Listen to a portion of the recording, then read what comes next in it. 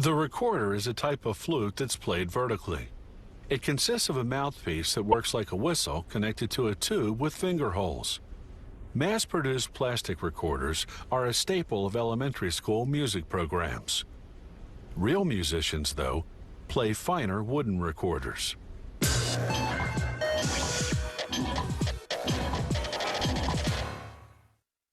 The recorder dates back to medieval Europe, though it was likely modeled after flutes from Asia. Back then, recorders were called flutes, and by 1500, they were among the most popular musical instruments. Around 1750, though, the new transverse flute banished the recorder to musical oblivion.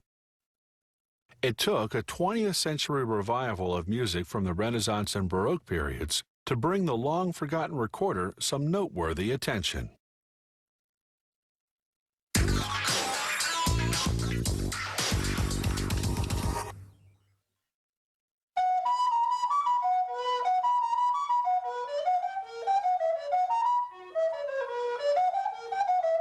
A recorder is composed of 3 hollow sections made of a lightweight hardwood, such as boxwood.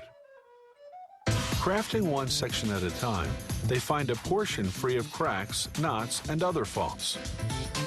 Then cut away the surrounding wood using a bandsaw. They measure the block's diameter to ensure it's large enough. Then they carefully mark and drill through the midpoint in order to mount the block on a lathe. Precision is critical. The block must be perfectly centered as they round it into a cylinder.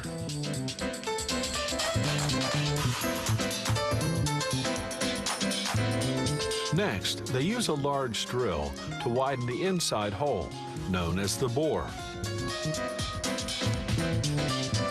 They enlarge it enough to insert a tool called a reamer. Then they ream the bore to the final diameter, which varies according to the size of the recorder. The bore tapers slightly toward the bottom of the instrument. The cylinder, now a tube, goes back on a lathe. The smooth pencil line means the bore is straight and the tube is centered. They trim the outside to reduce it to the right diameter, checking the measurement with the help of calipers. Then it's back onto a lathe for the final profiling.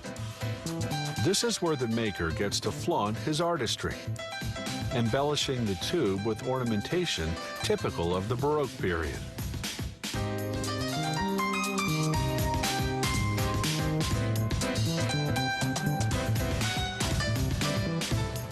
It takes about an hour and a half to cut and shape the recorder's 3 sections: the head joint, the middle joint, and the foot joint.